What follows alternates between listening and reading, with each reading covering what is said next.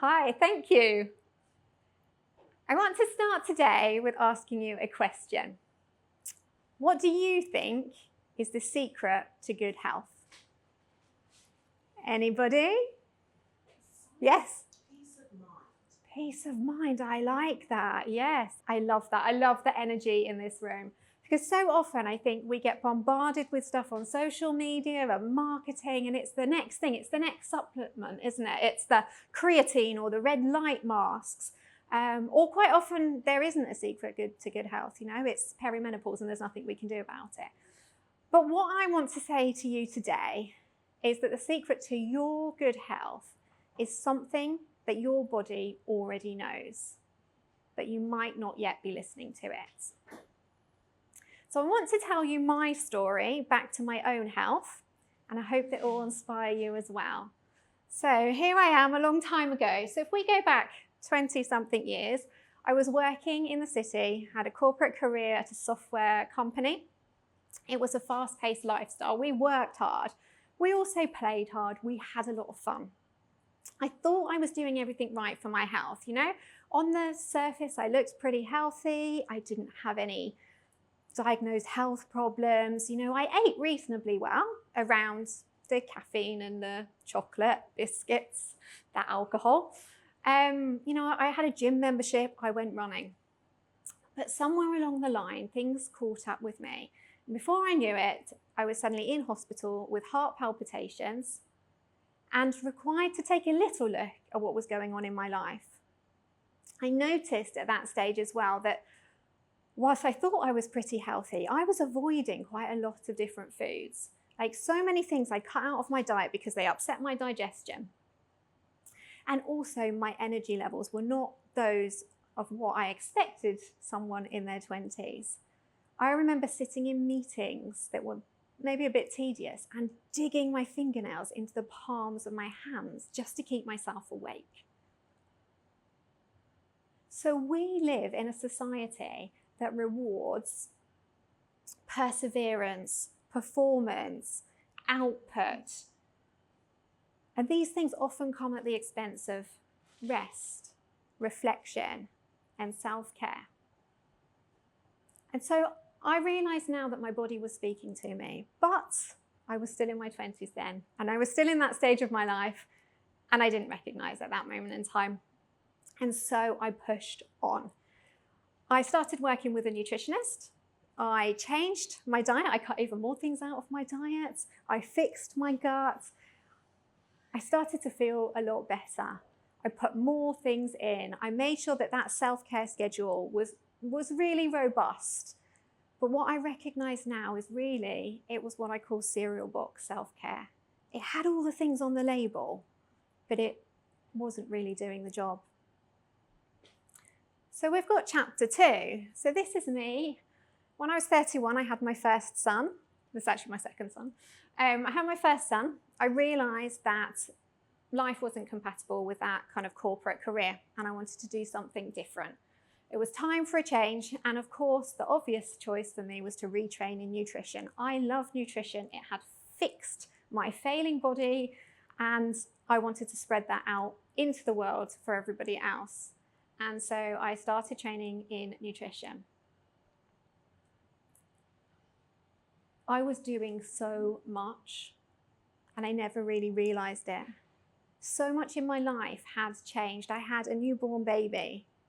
We'd moved to a bigger house, which I was now taking care of. The entire dynamic with my husband had changed. He was the breadwinner now, so I was doing everything else. And I was studying nutrition full-time alongside that. I was doing exactly the same as I had been doing really in the corporate world, just in a different environment.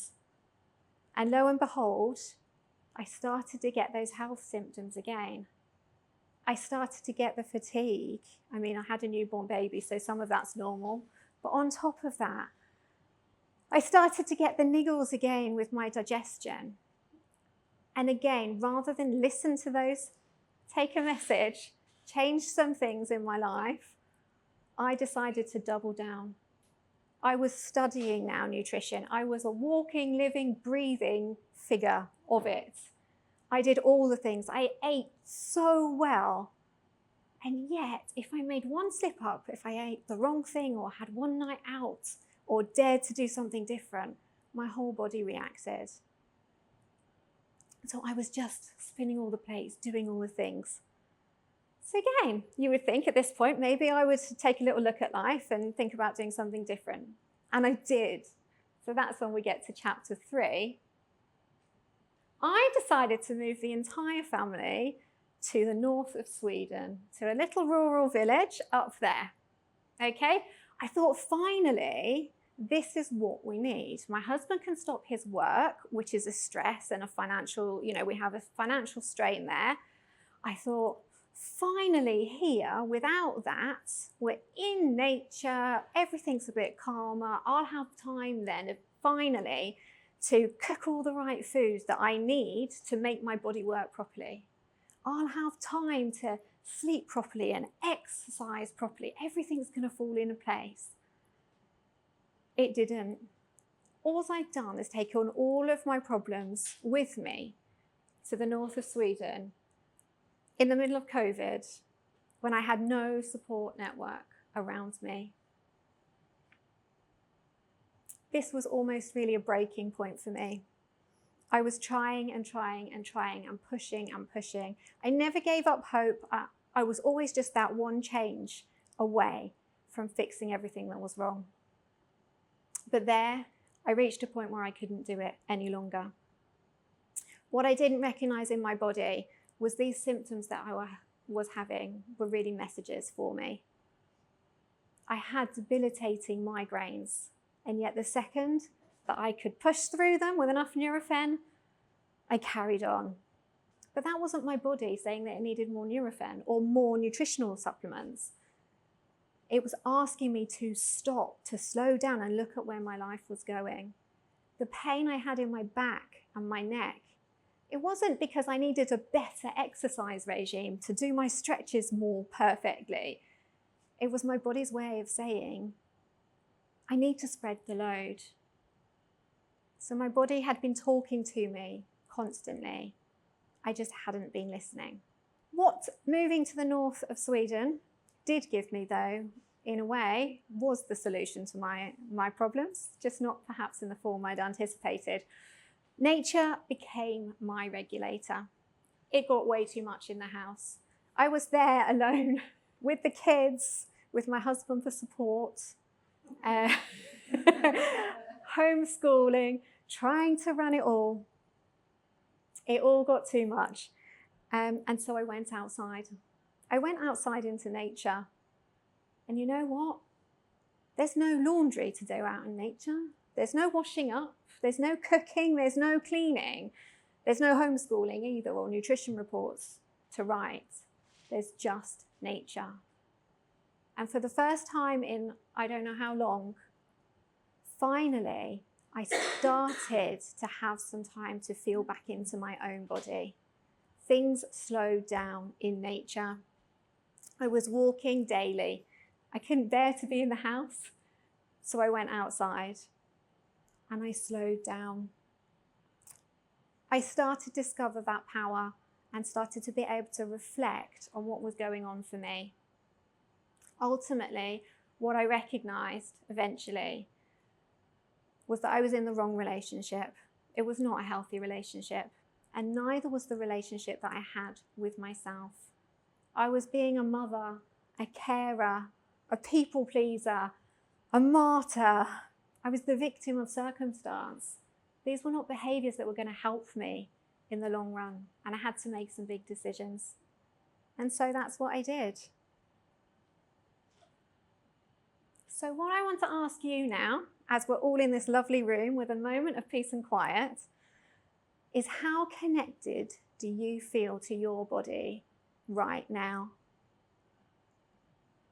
Can you take a moment to bring your attention inwards and see if you can feel your breath? Can you feel the gentle rise and fall of your chest or your belly? Can you notice the temperature of the air as it comes in into your nostrils. Maybe it's cool on the in-breath and warmer on the out-breath. Can you feel the support beneath you, the ground beneath your feet and the place that those connect in with the ground? Or your weight on the chair? Can you allow your shoulders to relax a little bit deeper? So I ask you again, now, how connected to your bodies do you feel? And anyone who hasn't opened their eyes again, because I saw a few of you enjoying that moment, let's come back into the room. So this is what I do now. I still use nutrition as a core pillar of the work that I do one-to-one with people. It is really important that we look after our bodies physically. But I weave in so many other things. Slow living and rest. Such important tools for being able to listen to the wisdom that we've got within our bodies. Mindfulness, meditation, and looking at some of those behavior patterns that we've picked up, the archetypes that are playing behind the scenes and, running the show, causing us to make those decisions without really reflecting in with what we want to do. I did it for years and I see it in so many people. We don't have time to think. We don't have time to stop and pause and take a breath. We just carry on to the next thing. And all these little niggly symptoms that we get in our bodies just start to get louder and louder. They want to be heard. And the sooner we can listen to them, the better. So if you'd like to learn any more about what I do, welcome to take a picture of this QR code. That should link you through to my slow living guide. So please jump on there. It'll also take you onto my mailing list. My website is at the bottom, so I work one-to-one, online and in person, but I live in the north of Sweden, so probably online for most of the audience here. I also run retreats up there, and all of the pictures that I've had on my slides today are from where I live and where I run the retreats. That's a really beautiful off-grid retreat centre. I want to leave you with this last message. Your body isn't failing you. It's trying to guide you home.